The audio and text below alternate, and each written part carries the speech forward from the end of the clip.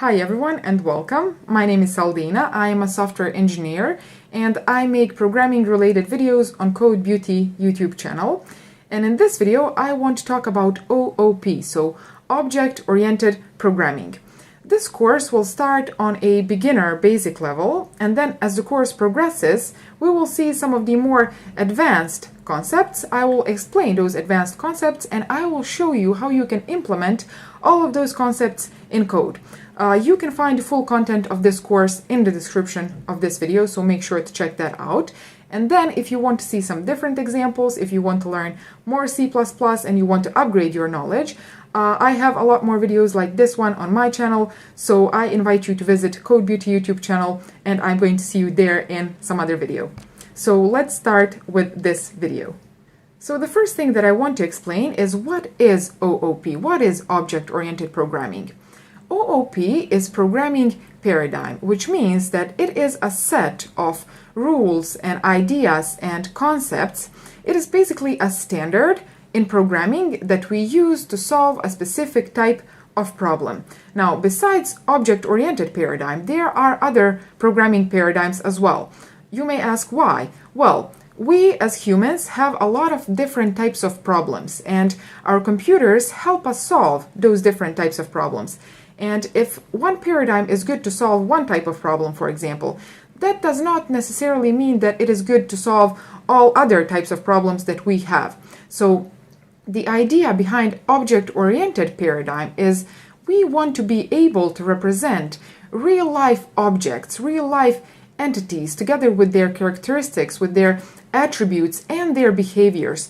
We want to be able to explain those objects to our computer and to represent those objects in our program. And that is exactly what OOP is used for. So how does this work on a real-life example?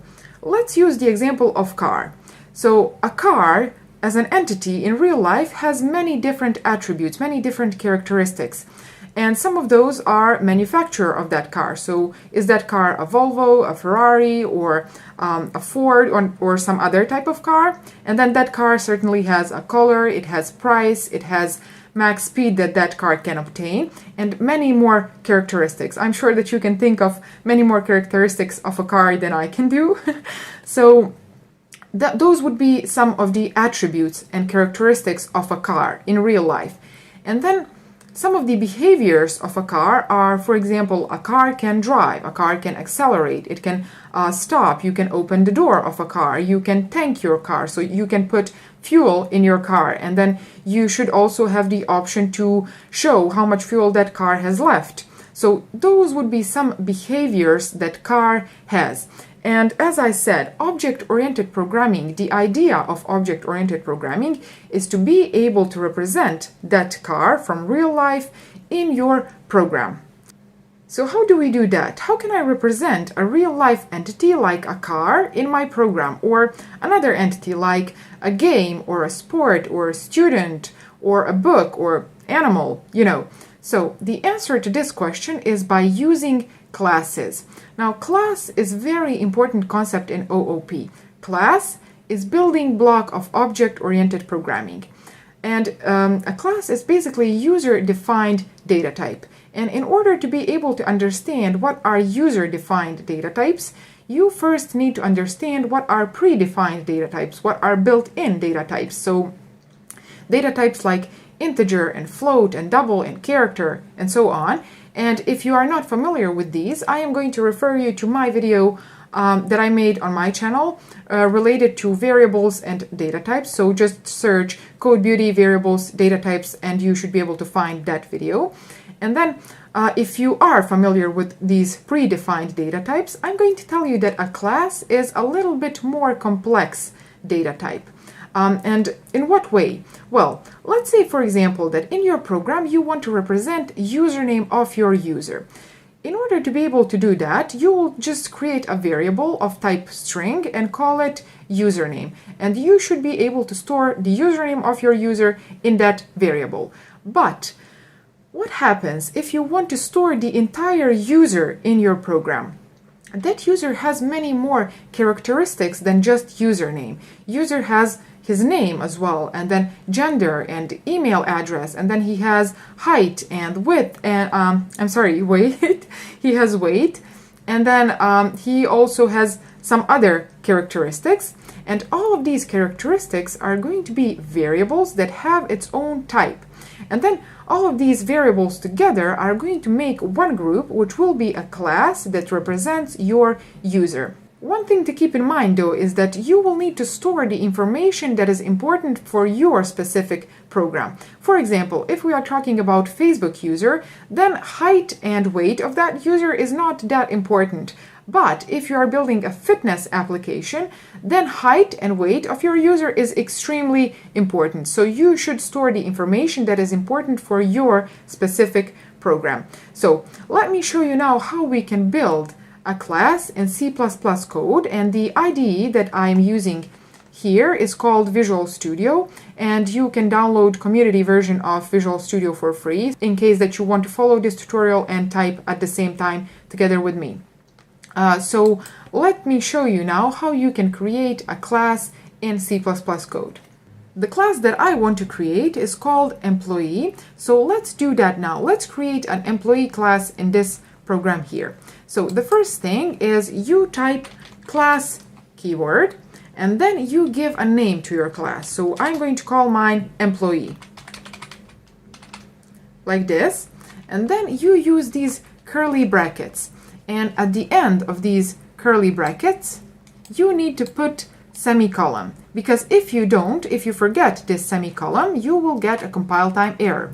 And if I try to run this program now, that is not going to be possible, as you can see here. And it says here immediately, it says expected a semicolon. So you need to put semicolon here.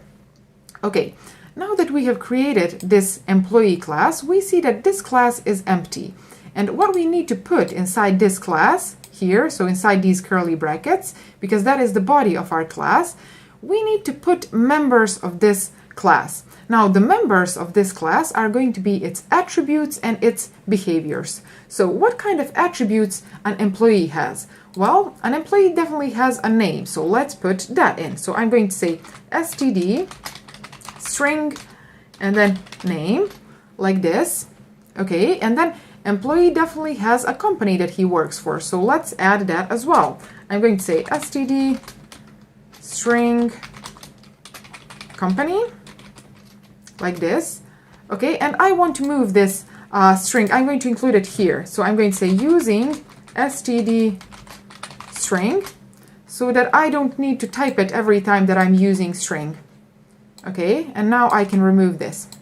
Now it looks much more readable. Okay, so far we have added a name and a company for our employee. And let's add one more thing. Let's say that every employee has age. So int age. We are going to represent age as an integer number. So as you can see, at the end of each of these attributes, you put semicolon as well.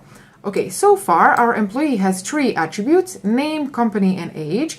And you can add many more attributes here if you want. You can add his title, you can add his email, you can add employment date, his birth date, and so many more. But I'm not going to do that in this situation because I don't want to add a bunch of code that we will not be using, because I'm going to add that code as we need it later in the program. So this class here does not represent data. This class here represents a blueprint. So whenever you want to create an employee, this class here will serve as a model for that employee. So this class here will say, hey, your employee needs to have a name, a company name, and age. So how do you create an instance of this class? How do you create an object of this class? Let's show that now. So how do you create a variable of type int, for example? Well, you type data type first, so int, and then you give the name to that variable. So let's call it number. Okay, and with this we have successfully created a variable of type int, and it is going to be the same with a variable of type employee. So you first specify the name of that type, and the name is going to be employee. So this here is user-defined type, which is called employee. Okay, and then how do I want to name this variable? Let's call it employee1, like this.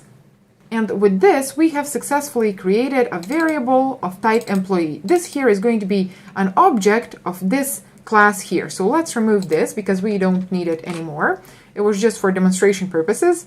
So how do you access now these attributes? How do you access these members of employee class? Well, the approach would be the following. You type the name of that object like this, and then if I put dot here, we should be able to see all of these members here, but that is not happening. So why is that the case? Well, there is one rule that says that everything inside class in C++ is private by default, which means that all of these members here are private. And in order to be able to understand this and fix the problem that we have, I need to tell you a little story about access modifiers. So in C++, we have three access modifiers. We have private, we have public, and then we have protected. And let's explain now what each of these mean. Well, private means that whatever is private in your class, that is not going to be accessible outside of your class. That is basically going to be hidden. And then public means that whatever is public in your class, you will be able to access that outside of your class as well. So anyone else outside of your class is going to be able to access public members of your class. And then protected is somewhere in between private and public, and it has certain rules to it. So we will be talking more about protected access modifier when we start talking about inheritance later in this course. So for now, you need to remember that there are three of them. There is private, there is public, and protected. So in this particular situation, one rule is that everything inside your class is private by default. So this situation here is the same as if we wrote it like this. Okay, this is just explicit way to say, hey, everything beneath this private access modifier is going to be private. So this situation is the same as this situation. Now let's return our private access modifier and let's see how we can fix the problem that we have. And the problem is that we cannot access these members of our employee class, and we want to do that. So let's try to change this private access modifier with a different access modifier. Let's try protected, for example. Well, if I try to access these members, name, company, and age now, if I press dot, as you can see, nothing is happening, so I cannot access these, name, company, and age. If I try to type, for example, name, I get an error which says member employee name is inaccessible, so protected is not helping as well. So let's try the third one. Let's try public. Okay, and now, as you can see, the error has disappeared. And if I try to do this once more, we have all of these members, name, company name, and age. We have all of them here. They are offered to us. So that means that by changing this access modifier to public, we will be able to see all of these properties here. So let's now set the values of these members. Let's say that the name of our employee will be, for example, Saldina. That's my name. Okay, and then let's copy this 2 more times like this. So the company will be, let's say, for example, YouTube, and then Code Beauty, which is my channel. Let's say that that is the company that I work for. And then age. Okay, age is an integer variable, so we are going to set it as an integer, and age is going to be 25. Okay, so with this here, we have created an object of type employee. That object is called employee1, and here we have set values for the properties. We have set values for name, company, and age of this employee object here. But we also said that we can describe behaviors as well. So how can we describe a behavior of an employee? Let's first think of a behavior that an employee has. Let's say, for example, that he can introduce himself. So he comes to work and he says, hello, my name is so-and-so, I work for this company, and I am 25 years old. So how can we describe that behavior in this class here? Well, we can describe that with a class method. And what a class method is It is basically a function. So we are going to create a function inside this class employee. So let's do that. I'm going to create a function of return type void, and I'm going to call that function introduce yourself, like this.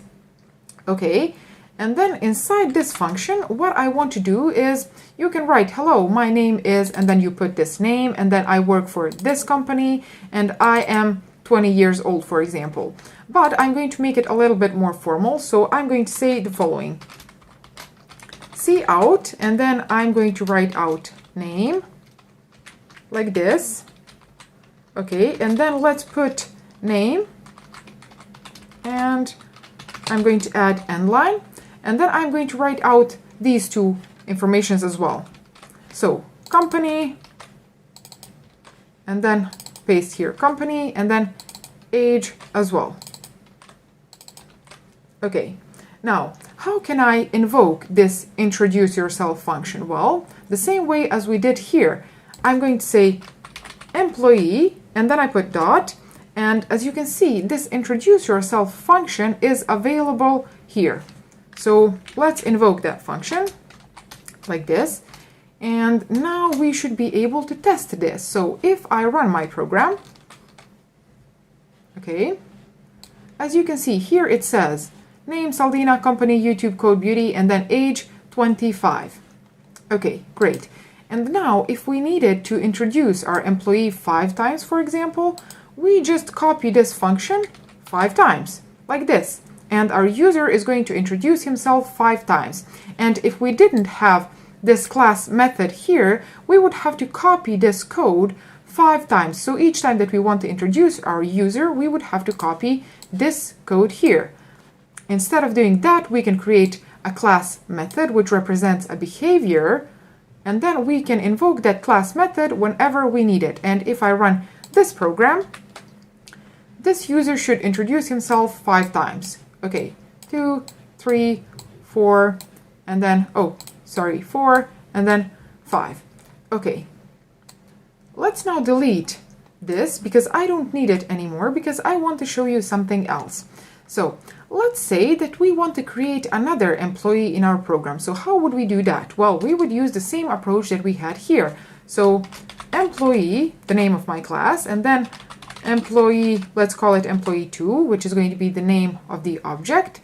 So let's assign the values for these attributes for our second employee as well. I'm going to say employee 2, like this, and his name is going to be John, for example, like this. Let's copy this 2 more times. So company will be Amazon, for example. John works for Amazon, and he has, let's say, 35 years, like this. Okay, so now if I want to introduce John, I'm going to say employee 2 dot introduce yourself. Excellent. So if I run this program now, as you can see, here is me, Saldina, YouTube Code Beauty, and then here is John, Amazon 35. Okay, now one problem that I already see here is this part of the code and then this part of the code. What would happen if we wanted to create 10 more users or 100 more users? We would have to repeat this for every single user that we create, and that is not really optimal, because there is a better way, there is a better approach of constructing our objects. And in order for you to be able to understand this, I will have to tell you a story about constructors. So now you may wonder, Saldina, what is a constructor? Well, a constructor is a special type of method that is invoked each time that an object of a class is created. So whenever you create an object of a class, a constructor is invoked. So does that mean that here and here as well, a constructor is invoked? The answer to that question is yes. Now you may wonder, okay, we have not created any constructor, you must be lying. Well, let me demonstrate you something. Let's comment this code here. And then let's comment this code here as well. And let's see what will happen if I run my program. So we are not assigning any values to the attributes of this employee nor this employee here. So if I run my program, okay, here is what happens. As you can see, this is our first user and this here is our second user. So here we don't have anything, and then here we also don't have anything, and then here is a number which I am not going to try to read, okay? But basically, this here is the work of default constructor. So what is default constructor? Default constructor is a term to describe a constructor that is automatically generated by your compiler. So in case that you don't create a constructor of your own, your compiler is going to automatically give you a constructor, which is called default constructor. Okay, now let's stop this and let's see how we can create our own constructor, because those values that you saw, that is something that we cannot work with. I mean, we don't want to work with those values. We want to use our own values. We want to use this and then this here, and for our second user we want to use these values here. So how can you create a constructor of your own? There are a few rules when it comes to creating constructors. There are 3 rules actually. So the first rule is following. We already said that a constructor is just a method, but unlike other methods, a constructor does not have a return type. So let's scroll this up, and as you can see, this method here, introduce yourself, this method has a return type of void, which is nothing, but we still have to specify that. But a constructor will not have this at all. So that's going to be the first rule. The second rule is that a constructor has the same name as the class that it belongs to. So the constructor of class employee will be called employee. So that is the second rule. The third rule is that constructor must be public. Now, this I'm saying as a rule at this level of knowledge because a constructor does not necessarily need to be public always. There are certain situations, specific situations, when you would want to make your constructor private. But at this level of knowledge, I would advise you to make sure that your constructors are public. Because if you remember when we talked about access modifiers and when we said what private means, that means that everything that is private is locked, is hidden inside your class, and you most definitely don't want to make your constructor hidden. So, three rules. The first one is that constructor does not have return type. The second one is that constructor has the same name as the class. So let's create constructor of this class here. It will be called employee, and I am going to put that constructor in this public area, because if I decided for some reason to put this constructor, if I decided to make this private, let's make this private like this. As you can see, immediately here we get an error. So our employee 1 and then our employees 2, this error says employee constructor is inaccessible, and here as well, because we have made this constructor private and we cannot access it outside of this class here, and we do not want to do that. We want our constructor to be public. So I'm going to remove this private access modifier, and as you can see, this error here has disappeared now. So the job of this constructor here is going to be to construct the object of employee. That means that whenever we create employee, we want to pass these 3 values here. So name, company, and age. We want to pass that to our constructor here. So we are going to receive that in our employee constructor as parameters. So I'm going to say string name and then string company like this and int age. Okay. Now that we have received these 3 parameters here, what I want to do with them is I want to assign them to these 3 properties here. So I'm going to say name of my employee will be this name here, like this, and then company that our employee works in, it will be this value here. So company, and then age, like this, will be whatever we passed as this parameter here. Okay, and now if you look at our employee here, we have an error again. So let's check what that error is. it says no default constructor exists for class employee. So what this error here means, it means that when we decided to create our own constructor, at that moment we lost the default constructor that was automatically generated for us. So when you decide to create your own constructor, you are going to lose that default constructor, and you can fix that by either making your own default constructor or by providing here these three values that we have specified that our constructor is going to receive. So let's do that. Let's provide here name, company name, and age. So how do we do that? Well, let me show you how we can use this constructor here. So in this line, I'm going to say that my employee1 is going to be equal to, and I'm going to invoke this constructor basically. So I'm going to say, hey, I am invoking this constructor here, and here it expects to receive argument list. What is argument list? It is these three parameters. So name, company, and age. So here I'm going to pass name, which is Saldina, and then company is going to be this company here. So YouTube Code Beauty, I'm going to copy that. And then age is going to be 25. Okay, so with this, we have successfully constructed our employee1 object, which means that I can delete this code here. And then if we do this same for our employee2, we will be able to delete this code here as well. So let's do that.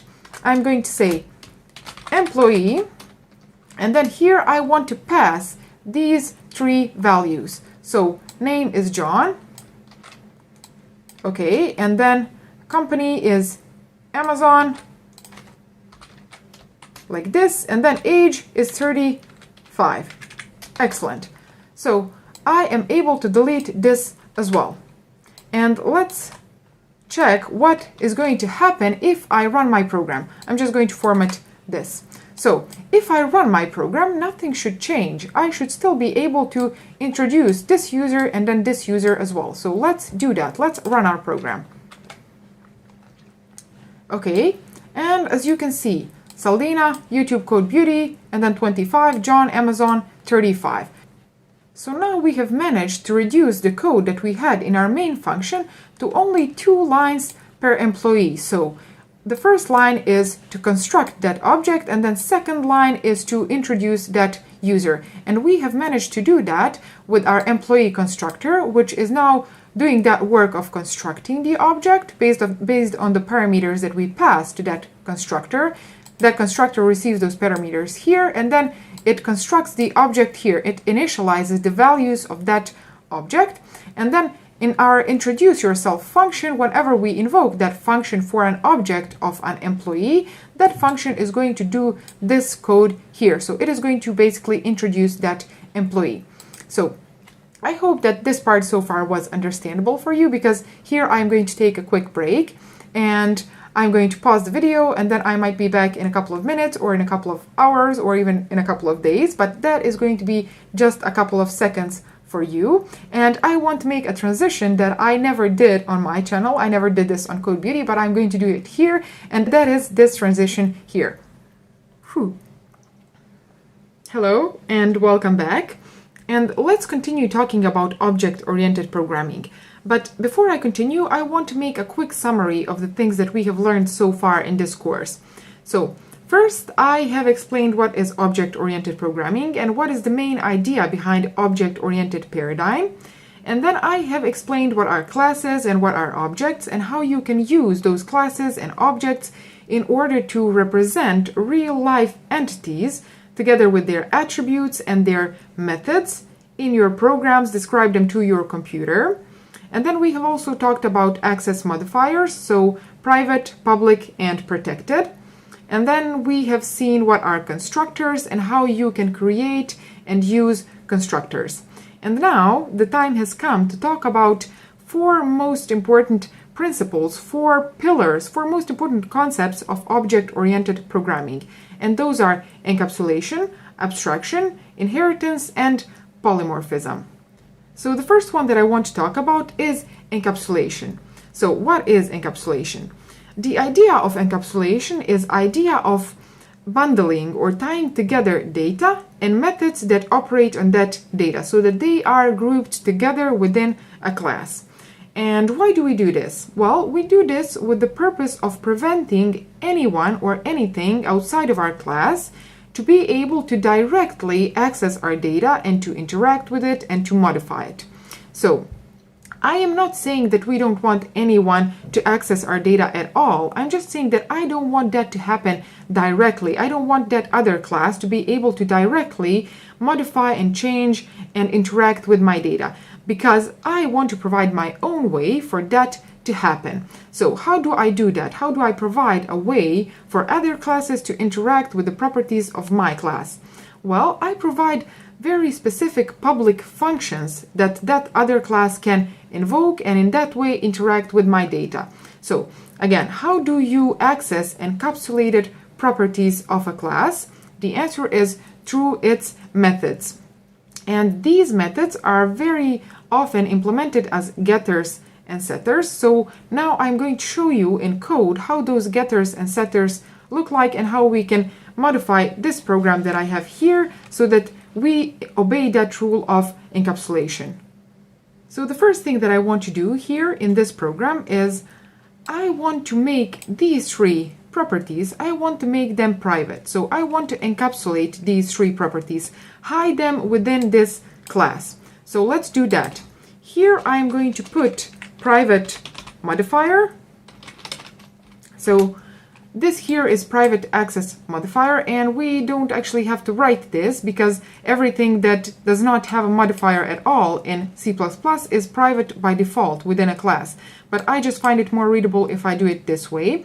So now here in this private area, I am going to move these three properties. Okay, and then paste them here like this.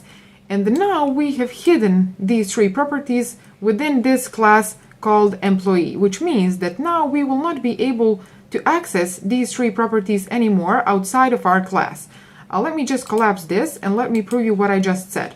Okay, so if I try to access name or company or age on my employee object, I should not be able to do that now.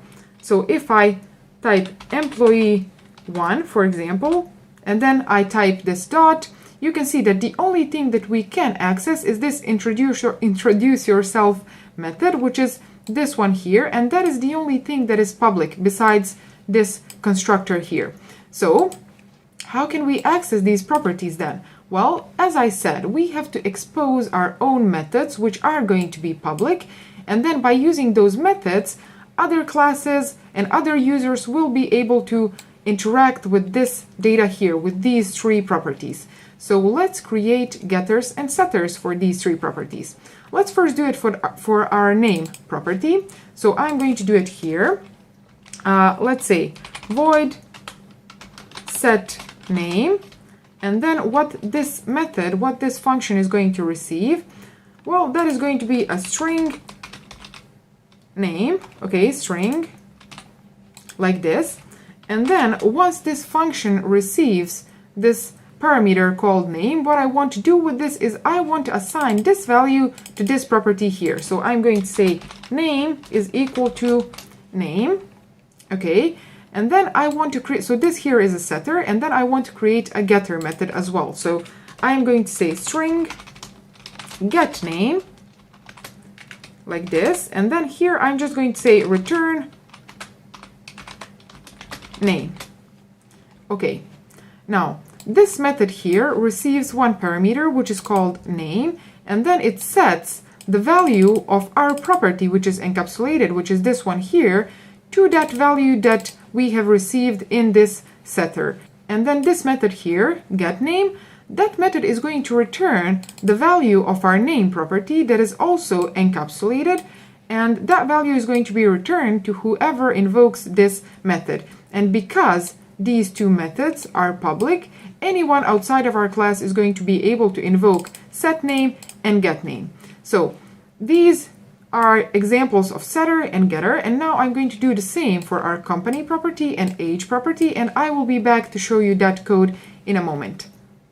So I have created getters and setters for our name property here. So this is setter, this is getter for our name property, and then here is a setter for our company, and then getter for company property, and then here are setter and getter methods for age. And now, because these methods here are public, everyone outside of our class should be able to access these methods, whereas these three properties are now encapsulated, which means that they are private, they are hidden within this class, and no one else besides members of this class here are going to be able to access them directly. So let's test now these getters and setters in our main function.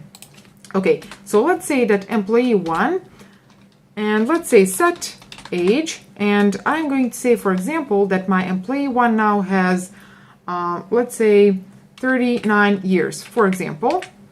Okay, and in order to test these getters, I'm going to say, for example, std cout, and then let's say employee 1 dot get name. Okay, so our getter should work like this, and then let's say employee 1 is, and I'm going to test if this value has been applied successfully. So I'm going to say employee 1, oh, what is this? Employee 1 dot get age. Okay, and here I want to say employee 1 is 39 years old, like this.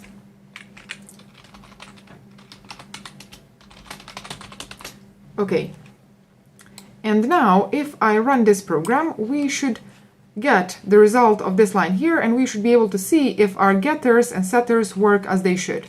So let's run our program. Okay, and now this last line of code here says Saldina is 39 years old. Okay, so I shouldn't have done this for myself. I should have done this for John, for example. So I'm going to close this program, and as you could see, these get name and get age and also get company and then setter methods as well are now public, whereas the properties that they are hiding are hidden within the class and they are encapsulated. So the only way to access these three properties is going to be using these methods. Now what we can do with these methods is we can provide special rules to interact with this data here. For example, let's say that employee cannot be anyone who is not older than 18 years old. So here, when I'm trying to set the age of our employee, I'm going to add a check. So I'm going to add a validation rule, and I will say if age, this age that I have received in my setter, is greater than 18 years old, or actually greater or equal to than 18, because person that has 18 years old is of age, only in the case that this property here is greater than 18 years old, only then I am going to assign that to my age property here. In the case that our user, anyone else, decides to assign value which is less than 18, so 17 or 15 or 10 or whatever, I am not going to apply those changes. So let's test this also. Here, instead of setting age to 39, I'm going to say that Saldina now is 15. So let's test those changes. Okay, and now, as you can see, it says Saldina is 25 years old. Why? Because this set age method here says that only valid age is 18 or greater than 18, and only in that case those changes are going to be applied. Okay, so you can apply certain validation rules to your setter methods, and then I'm going to leave to you to apply certain validation rules to your set company name and then set employee name, this property here. So you can do that as a homework. You can decide if you want to allow only letters or you want to allow also numbers and special characters as the name for your employee and then as the name for your company. Okay, so once more, the idea of encapsulation is to make this, let me close this. So the idea of encapsulation is to make these properties private, and then whoever wants to access these properties outside of this class will have to go through the methods that you expose that do have access to your private properties. Okay, so let's collapse this. And here are those 6 getters and setters for these 3 properties here. The second principle that I want to talk about is called abstraction. What is abstraction? Abstraction means hiding complex things behind a procedure that makes those things look simple. So in order to explain this, let's use an everyday life example. Let's use the example of your smartphone. So one of the main characteristics that smartphones have these days is that they can take pictures. So how does that procedure of taking a picture looks like? Well, it's pretty simple, at least on your side. You just press a button and you have taken a picture. Or you press a button and then you make a call or you send a message.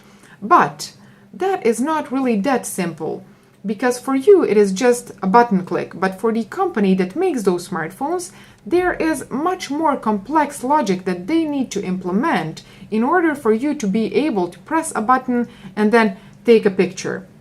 So there is some sort of interface between you and then that company that produces those smartphones. So on your side, everything is pretty simple and easy. You just press a button and you make a call. You press a button and you send a message.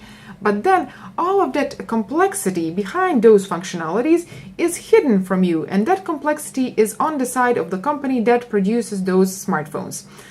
Now, all of this complexity that is hidden from you, you don't actually need to know anything about this in order to be able to use this side here, in order to be able to make calls and send messages and take pictures. So what happens if another company comes and they decide that they want to produce smartphones as well? What they have to do is they have to sign this contract here. They have to provide you as a user with this nice and beautiful and clean and simple interface so that you are able to press a button and take a picture. And then they have to take care on their side to implement all of that complex logic, which is hidden from you, because if they decide to show you that ugly side, that complex side, chances are that no one is going to want to use their smartphones at all. And even if someone decides that they do want to use their smartphones, they will probably not understand this complex logic well, so they will make mistakes and they will use those smartphones in wrong ways. So this process of hiding that complexity from you as a user is called abstraction. And in that way, this very, very complex system is hidden, and this system here is represented as very simple system by this contract. So let's see how we can implement this contract here that makes one side look simple and then other side very complex. Let's implement that on the code and example that we have here in our Visual Studio. So let's take a look at this employee class here. What kind of functionality, complex functionality, can we implement on this class here? Let's say, for example, that every employee can ask for a promotion.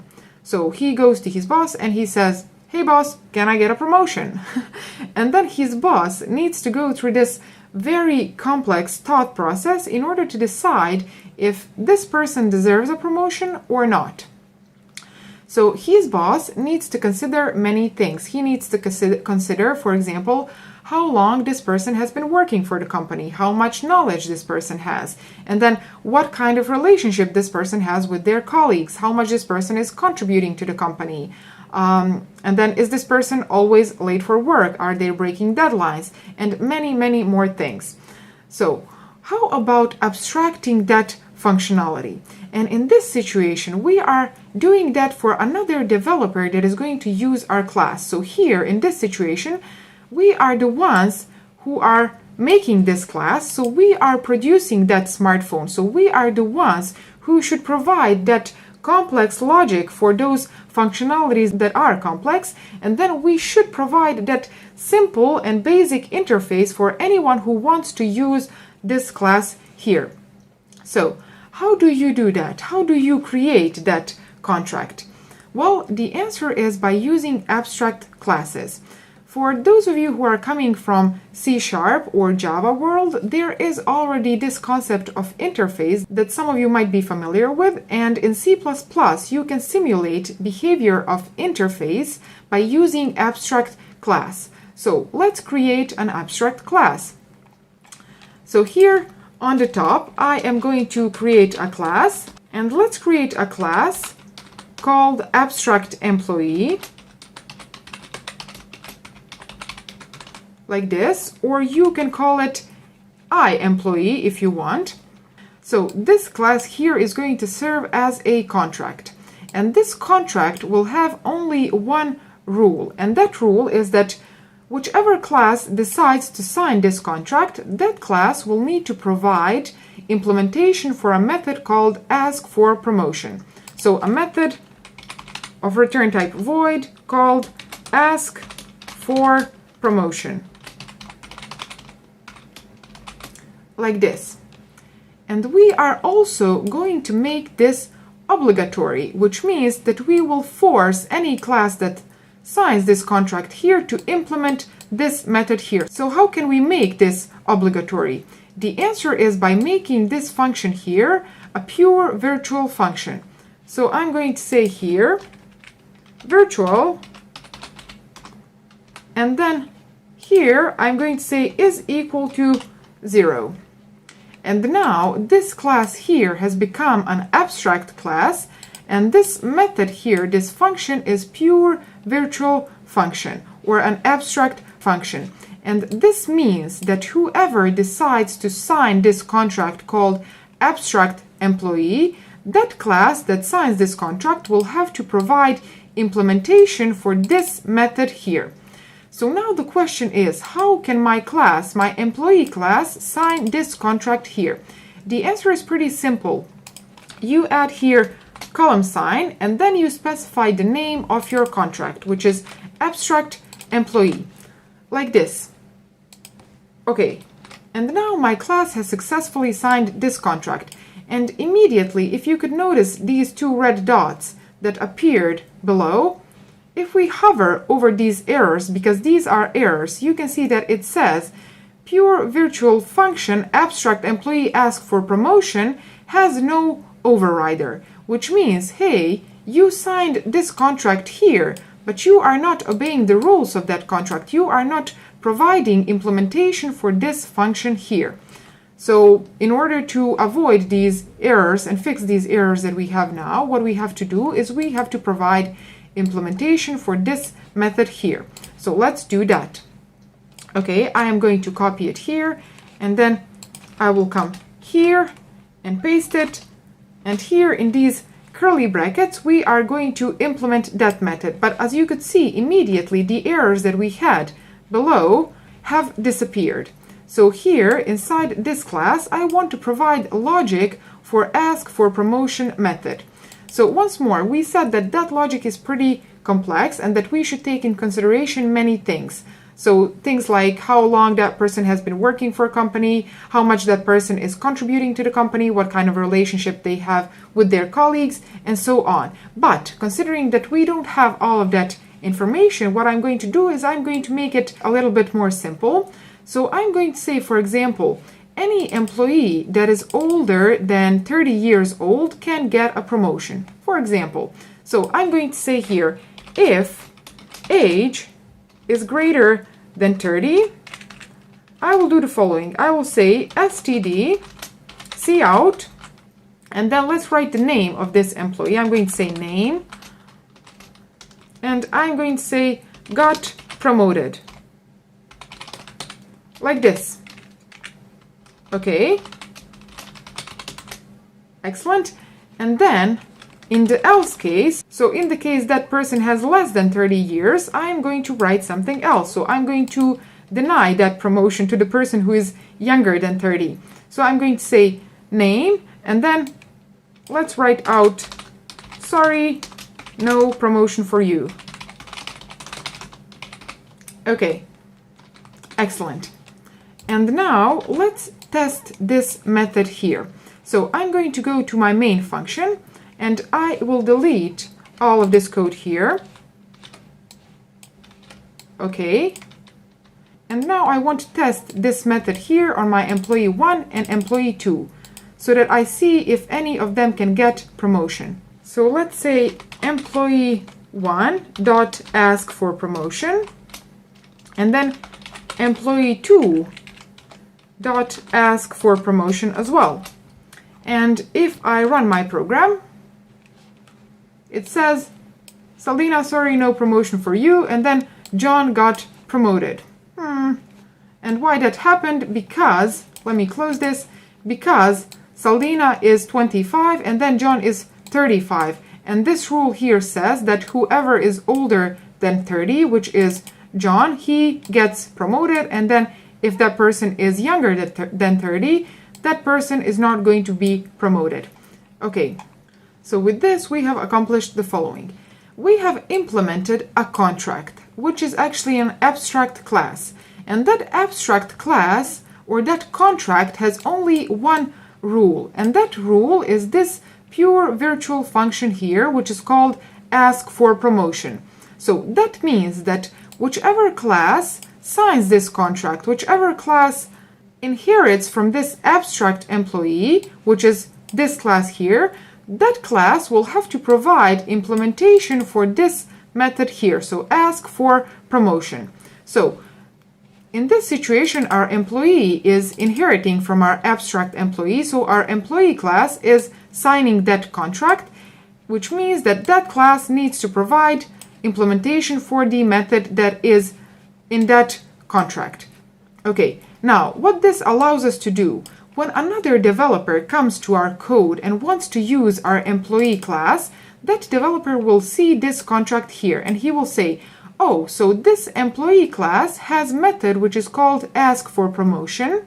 So that means that if I use employee class, I can invoke this method here, and I don't need to worry about complexity of this method. I don't need to worry about how this promotion is given or rejected, because that is the worry of the person who implemented this class here. So that is the worry of the person who is going to sign this contract. And in this situation, we are that person. We are the person who is producing that smartphone. We are the person who is writing this class, and this class is signing the contract, which means that we have to provide implementation for this method here, as we did in this situation. And we tested it, and as you could see, I didn't get promotion and John did. So that is the idea of abstraction, and this ask for promotion method is just that button that we mentioned, a button on your smartphone from the beginning of this chapter. The third principle of object-oriented programming that I want to talk about is called inheritance. The idea of inheritance is the following. So there is this base class, also known as superclass or parent class, and then there is derived class, also known as child class or subclass. Now, this base class here, this parent class, has certain attributes and behaviors. It has members. And then if this class here decides to inherit from the base class, at that moment, this class becomes a child class, and by that, this class is going to obtain all of the members of this base class here, which means this class is going to have all the same attributes and behaviors as its base class. And then this derived class can also have its own members that are specific for that class only, which this class here does not have. So in order to explain this, let's use an example that is going to be familiar to you. Let's return to the example of a car that I used in the beginning of this video. So a car as a class is going to have certain attributes. For example, a name, a model, price, a color, and so on. And then it is going to have behaviors as well. For example, it has a method called drive. Now, what kind of derived classes can we create from this base class? What kind of classes are more specific? So what kind of car types are more specific than just car? Let's say, for example, that we are going to have one derived class that is called electric car, and then another derived class which is called conventional car or gas car. Now, this electric car is also going to have all the same properties that a car has. So it is going to have a name, a model, a color, a price, and then it is going to have a method called drive. And then this conventional car is also going to have all those same properties, but they are going to be different between them. this car, for example, is going to have a method called charge because this is electric car and we need to use electricity to charge it. And then it is going to have an attribute called, for example, battery status. And then this car, which is gas car, conventional car, is going to have a method called tank, which means a method of putting fuel in that car. And then it is going to have a property, an attribute, which is named tank status, which shows you how much gas do you have left in your tank. So each one of these derived classes is going to have their specific attributes, but they will also inherit all of those attributes that their base class has. So now let's see how we can implement that on the example that we have here. So here I have class called employee, and what I want to do is I want to create a derived class for this class here. So what kind of class can inherit from employee class? Logically, what is more specific type of employee?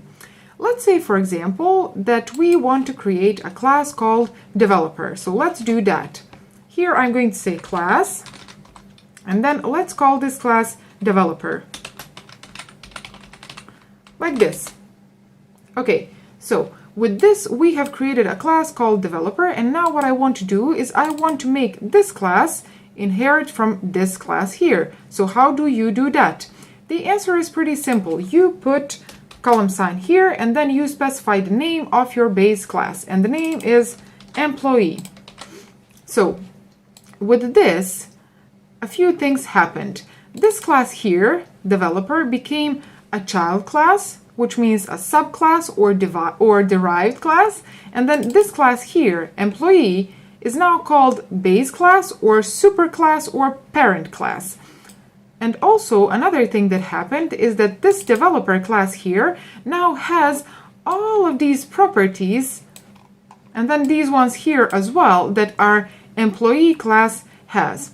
So developer has all of the properties that employee has, and then let's create one more property that is going to be specific for developer only. So I'm going to make that property public. So here I'm not obeying the rules of encapsulation. You can do that for homework, for example. So let's create a property that only developer has, but employee does not.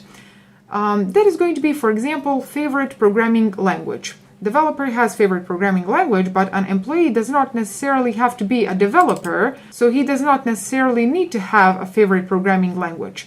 So I'm going to say string favorite programming language, like this. I hope that I didn't make a typo here. So now let's check if everything that I said is correct. So if this developer indeed has access to all the properties that our employee has, and then to this one here, which is specific for developer only. So let's delete this code here, and then I want to create an object of class developer. So I'm going to say developer, and let's call that object D, like this. Okay, and the first thing that happens is we get an error, and it says, okay, it says default constructor of developer cannot be referenced. So this error here is happening obviously because we don't have a default constructor. And if you remember, when we were talking about constructors, we said that every class, when you create it, every class has automatically generated default constructor. But once you decide to create your own constructor, you lose that default constructor. So now you may ask, well, Saldina, we have not created constructor for this developer class. And I'm going to say you're right, but we have inherited from employee class, and that employee class has a constructor that we created. So that means that we need to provide a constructor for the derived classes of employee class, which is our developer class. So now what I'm going to do is I'm going to create a constructor for developer class. So if you remember 3 rules of creating constructors. First rule is that it does not have return type. Second rule is that it has the same name as the class. And then third rule is that it needs to be public. So I'm going to call this constructor developer, like this. Oh, sorry. and then I need to put these curly brackets here. Okay, so now the job of this constructor here is going to be to construct developer object. And considering that this developer object inherited from employee class, that means that developer has these properties, so these attributes, and then this one which is specific for only developer class. So now we have to provide this constructor with those parameters. So I'm going to copy these three here because I already have them, and then paste them here. And then I will add this parameter which is specific for developer class. So I will say string language, like this. So this is favorite programming language, or actually let's call it favorite programming language so that we are consistent. Okay, now once we have passed these four parameters to our developer constructor, what we have to do is we have to initialize this attribute here and then these three attributes here, because those are attributes that our developer class has. But one thing that I want to show you is following. Considering that this developer class is inheriting from employee class, and that employee class has a constructor of its own, which is this one here, that constructor already knows how to construct name and company and age. So that means that we don't have to worry about these three properties in our developer class.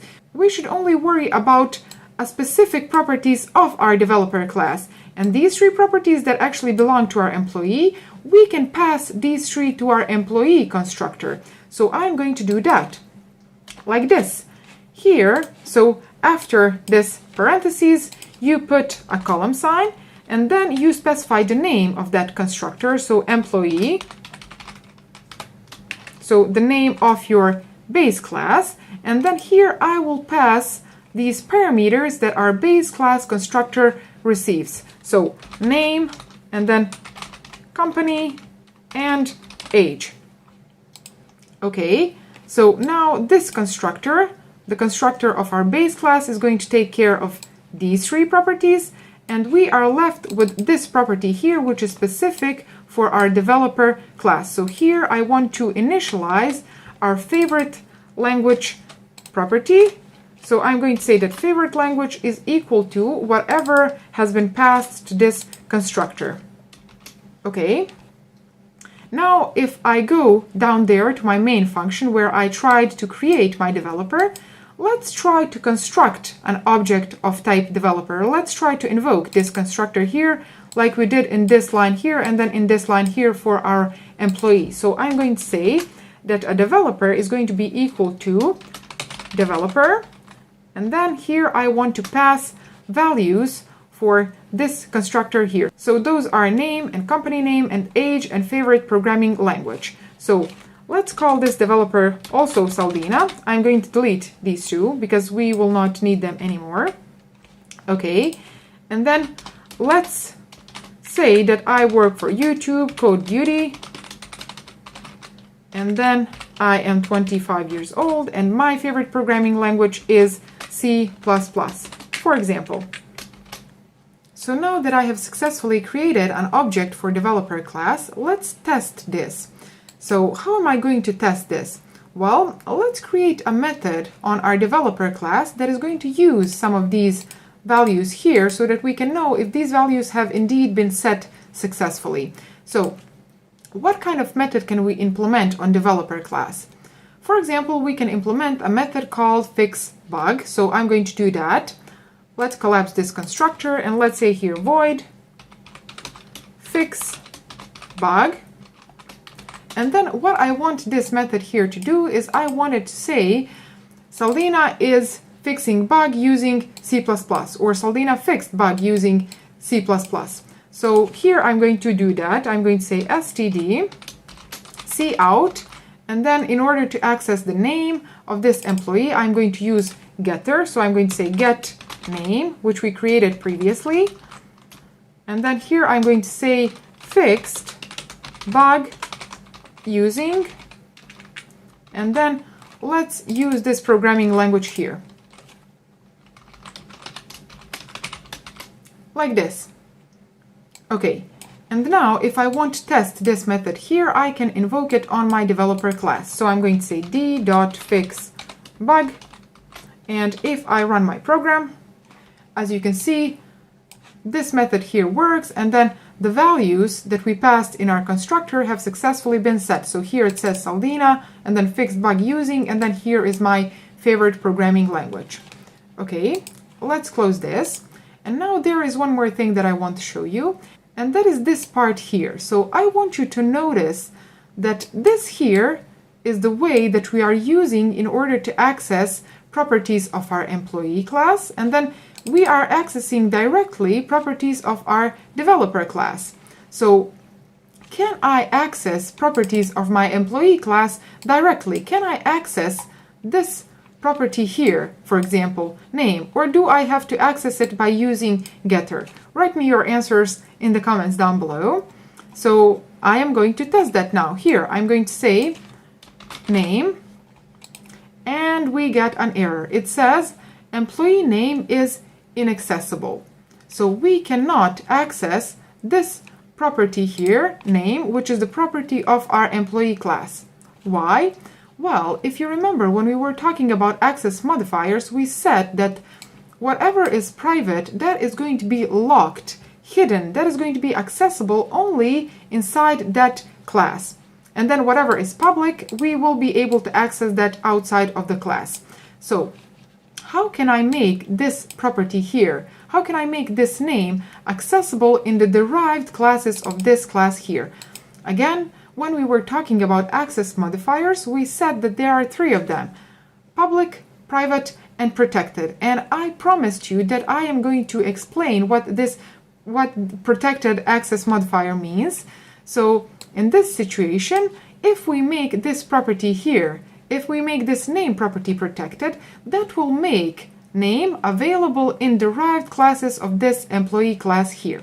So I am going to say protected like this, and then I'm going to take this property and I will move it to my protected area. And then if I return to my developer class, as you can see, the error that we previously had is now gone. So now this name property is accessible directly from this derived class here. And if I run the program, it should work the same as it did. And as you can see, it indeed works the same. So Saldina fixed bug using C++. Okay, now there is one more very important thing related to inheritance that I want to show you, and that is the following. Let's say, for example, that this developer here fixes a lot of bugs. So if I run my program, you can see that Saldina indeed is fixing a lot of bugs. So what this developer here decides then is he or she, in this situation, she decides to ask for promotion. So I'm going to try to do that now. I'm going to say d dot, but if you look at the list that I have here, it only has the access to favorite programming language and then fix bug. So if you look at this, you can see that I don't have access to the other properties that I have inherited from my employee class. I do have access to them here. So if I try to invoke them in this method here, so if I say here, for example, ask for promotion, as you can see, I do have access to them here, but as you could see on my developer object, I cannot access those properties. So how can I fix that problem? Well, the answer is pretty simple. This inheritance here, so this part of the code here, this inheritance is private by default. And in order to fix the problem that we have, we need to make it public. So here I'm going to say public, and the problem should disappear. So if I return to my developer object now, and if I try to ask for promotion, as you can see, that method is available. So maybe I'll get a promotion this time. Let's test this. And unfortunately, I am not getting a promotion, but at least my code is working. So now we have access to this method here, which is implemented in my employee class, so in my base class. And we have achieved that by making this inheritance public. So while we are talking about inheritance, let's create one more class that is going to inherit from this employee class. So let's create one more derived class besides this developer. So what kind of class can inherit from employee? What is more specific class than employee? For example, let's create a class called teacher. So here I'm going to go one more time through this process of creating derived class. So I will say class, and then I will call it teacher, like this. Okay, and with this we have successfully created a class called teacher. And now what I want to do is I want to inherit from my employee class, like this. Okay, and then what I need to do is, let's first create some specific attributes for my teacher. So let's say, for example, that a teacher has attribute called subject. So this here is the subject that my teacher is teaching. And then let's say also that the teacher will have a functionality that is going to be specific for this class only, and that functionality will be called prepare lesson, for example. So I'm going to say void prepare lesson, like this. Okay, and what I want to do here is I want to do something like this. So I want to say, for example, the name of that teacher, and then I want to say that he or she is preparing lesson from this subject here. So let's delete this empty space. So I'm going to say std cout, and then let's put the name of my teacher. So name, like this, and then let's say is preparing, and then here I want to put the name of my subject, like this, and then let's add lesson.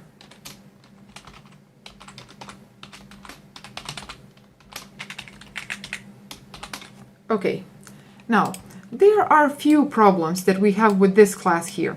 The first problem is that these here are private, which means that we will not be able to access them outside of this class here, because everything inside the class is private by default. So that is going to be the first problem, and let's fix it. So I'm going to say public, like this. Okay, now second thing that is going to be a problem for us is that this teacher class here does not have a constructor. So if I try to create an object of type teacher, I will not be able to do that. So let's demonstrate that error now. I'm going to say teacher, like this, and let's call it T. And well, if I do this only, we should get an error which says default constructor of teacher cannot be referenced, which means that we need to implement a constructor for this class here as we did for this class here. So as we did for our developer class. So let's do that. I am going to create a constructor called teacher, like this, and then this teacher constructor will receive these three properties that our employee has, like this, and then it will receive another parameter called subject. Okay, now this constructor is going to pass these three properties to constructor of base class, so this one here. Let's do that. Let's say here employee, and then inside I will pass name and company and age, and then here this teacher class will take care of constructing this part. So I'm going to say that my subject is equal to this subject that we received in our constructor. Okay, and now if I return down here and I try to make a teacher, let's name the teacher Jack, for example, and he is going to work in a school called Cool School, if such thing exists. Okay, and then he's going to be 35 years old, and he is going to be history teacher, for example. Okay, now we have successfully created our teacher Jack, and I am going to collapse this, and then I want to test this method here. So I am going to say teacher T dot, and then prepare lesson. Okay, and if I run this program, it says that Jack is preparing history lesson. Okay, And then one more problem that we have with this class here is that our teacher T does not have access to properties of our employee class. So if I type T dot, as you can see, it has access only to these two properties. So in order to fix that problem, I am going to add public here. Okay, and if I try to make Jack ask for promotion, let's see if Jack gets the promotion, because I didn't get promotion. Okay, it says Jack got promoted. Excellent. And I didn't, and that is because Jack is 35 years old and I am 25 years old. Okay, so if you don't know what I'm talking about, you will have to return to the part where we are talking about encapsulation, I believe. Okay, so that was the story of inheritance. We created two derived classes. One is developer and the other one is teacher. And those two classes are inheriting from a class called employee, as you can see here and here. And we will be using these classes in our next example to explain our next concept, which is polymorphism. As I said, fourth principle of object-oriented programming is called polymorphism. And this is the one that I see people struggle with the most for some reason. I don't know why, because it is pretty simple and cool, as you will see. So it is very simple, but only if you understand the things that I have explained so far in this course. So the first thing that I want to explain is what is polymorphism. The word itself comes from Greek language, and it is a compound of poly and morph, which means many forms. And in programming, polymorphism describes the ability of an object or a method to have many forms. Now, the most common use of polymorphism in programming is when a parent class reference is used to refer to an object of a child class. Does that sound a little bit complex when I say it like that? I believe that it does, and I agree. But stick with me for a couple of minutes and let me show you how simple this really is on the example that we have here. So in order to explain how polymorphism works, let's return to our employee class. So this one here, I'm going to collapse this, and then what I want to do in my employee class is I want to implement one more method. And let's call that method work. So I'm going to say void work, and then here in this method, what I want to do is I want to say, for example, cout, let's say name of this employee, and then let's say that that employee is checking email, and then he is checking also task backlog. Okay, it's backlog. Okay, task backlog, and then he is performing those tasks. And so on. Okay, and let's add end line. Like this.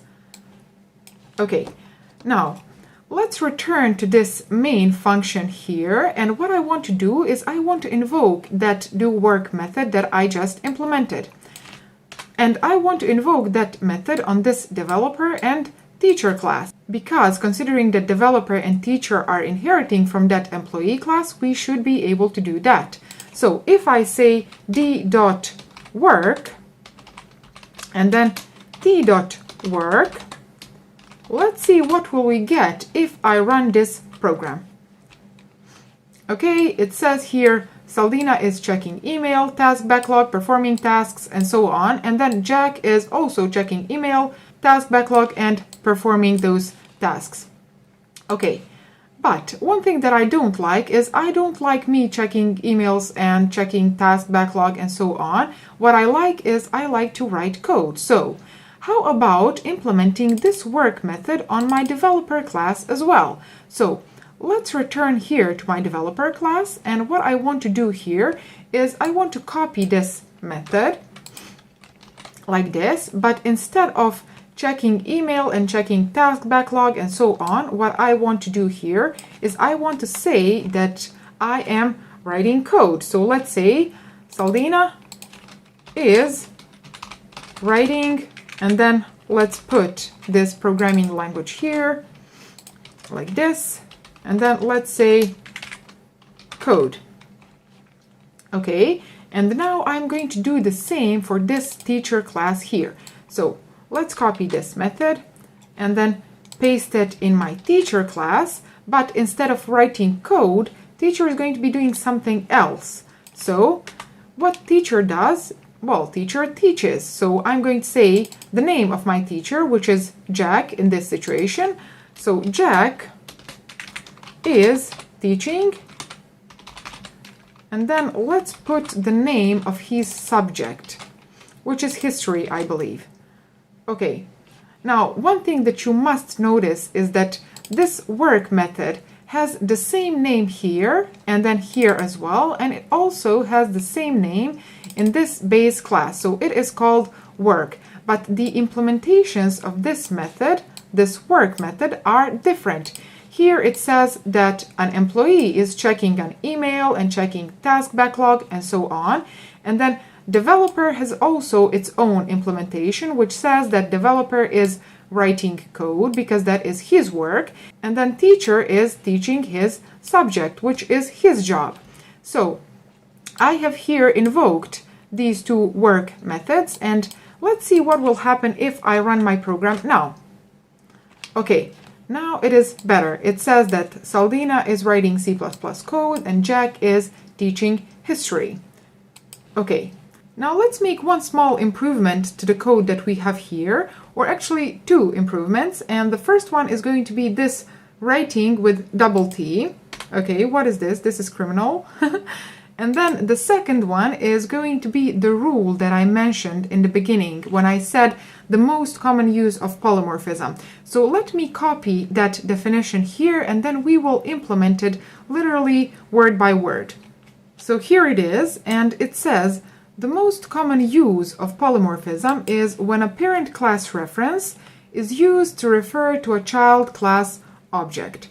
So let's see what this means in practice. I'm going to delete these two lines because I don't need them anymore. And then what I want to do is I want to create a pointer of type employee, like this. And one quick disclaimer, if you are not familiar with pointers, I am going to refer you to my channel, which is Code Beauty, where I have an entire playlist which is dedicated to pointers, so make sure to watch that, and then you can continue with this example here.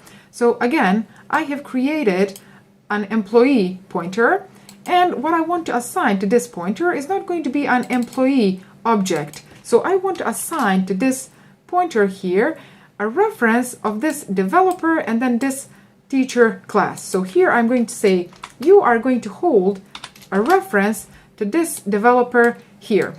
And this here is the rule. So a pointer of base class, which is this here, can hold reference to derived class object, which is this part here. So that is just the rule. Why? Well, because this developer here, this developer is deep down inside, it is an employee because developer is inheriting from employee, as we already could see in the previous examples of this course. So now that I have done this, let's do the same for our teacher. So I'm going to copy this line, and then here I'm going to name this employee 1, and then this is going to be my employee 2.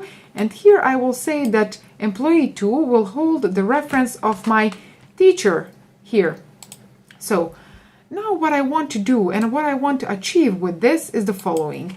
Wouldn't it be nice if I could do something like this? So employee1 dot work, okay, and then employee2 dot work. And this symbol here is used when you want to access members using a pointer. So instead of dot symbol, when you use a pointer, you use this symbol here. Okay, so wouldn't it be nice if this here worked? Well, let's see, maybe it does. If I run my program, as you can see, it again says Saldina is checking email and task backlog and performing tasks and so on, and Jack is doing the same, and he's a teacher and I'm a developer. So that means that this here does not work. But if you only knew how close we are to making this work, you are literally missing only one tiny little thing that I didn't tell you to make this here work. So what that thing is, Well, let's return to our employee class, and then here, this work method. Let's make this work method virtual. So I'm going to say virtual here. So let's run our program now. And as you can see, it says Saldina is writing C++ code and Jack is teaching history. So it works. Wait, I have to explain this. Okay. So let's return to our employee class to explain what just happened.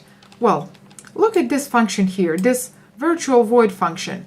This function with this virtual keyword is known as virtual function. And what that means, well, it means that when a virtual function is invoked, it says, hey, can you please check if there is implementation of this function in my derived classes? And if yes, please execute that instead. So what ends up happening is that the most derived version of this function here is going to be executed. And that is this function here for developer, and then this function here for teacher. So does that mean that if we didn't, for example, have implementation of function called work in our developer, that our developer then would do this that our employee has in its work function? The answer is yes. So let me comment this just to demonstrate how it would behave. So now I commented implementation of work function in my developer class. So if I run the program now, as you can see, it says Saldina is checking email and task backlog and performing some random tasks, and then Jack is teaching. And this is happening because teacher class has its own implementation of work method, work function, but developer class does not. So here developer is going to execute parents class method work, which is this method here. So that's why I am checking email and task backlog and performing random tasks instead of writing C++ code. So let's close this and let's now return this. I'm going to uncomment it like this, and let's run my program once more. And as you can see, everything works again, and we have this polymorphic behavior. So that, ladies and gentlemen, is polymorphism. So let me give you one little tip of what we can do with this knowledge now. So let's close this, and I'm going to return to my main function. And here, as you can see, here we are creating a base class pointer to a derived class object, which is in this situation developer, and then in this situation it is teacher, and then in some other situation it can be some other type of employee. So if we created more derived classes, which we could do, we could create, for example, derived class called bus driver or pilot or singer or actor, doctor, and so on. And then we could keep objects of those derived classes like this. So we could reference them with this base class pointer because they would derive from employee as well. And then imagine a situation where you had 100 or 1,000 or even 10,000 employees, and then you are storing those like this, like we did with our developer and our teacher. And then you could literally in one line say employee.work. And what would happen is that all of those different types of employees would start doing their own job. So painters would paint, singers would sing, actors would act, doctors would talk with patients or something, I don't know. So that is the most beautiful thing that we have achieved with this here. So I hope that you enjoyed this video. If you did, give it a thumbs up. And then also, if you want more videos like this one, you can visit my channel, which is Code Beauty, and there I have a lot of videos related to programming and C++. And also leave me a comment. I would love to read something like, hey, I am coming from FreeCodeCamp, or something like that on one of my videos. So thank you very much for watching, and I'm going to see you in some next video on this channel. And then if you decide to visit Code Beauty YouTube channel, I will definitely see you in one of my videos. Bye! So now I'm going to take a break for a couple of hours, but for you it is going to be just a couple of seconds because I'm going to pause the video here. And for this, I want to try a transition that I never did before, and it is this one.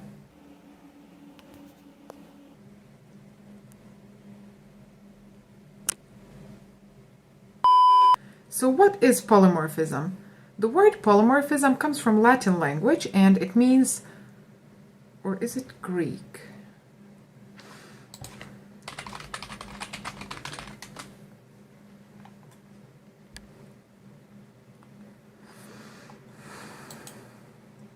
$2,000 later.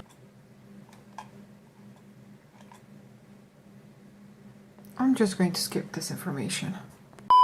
So if I hover over this, as you can see, we still have an error, but we have a different error, which means that we are making progress. Also visit me on my channel, which is Code Beauty, and subscribe there. And also leave me a comment. I would love to read something like, "Hey Saldina, I am coming from Free Code Camp and your course was great," or "Hey Saldina, I am coming from Free Code Camp and your course was excellent," or "perfect," or "outstanding," or something like that, you know?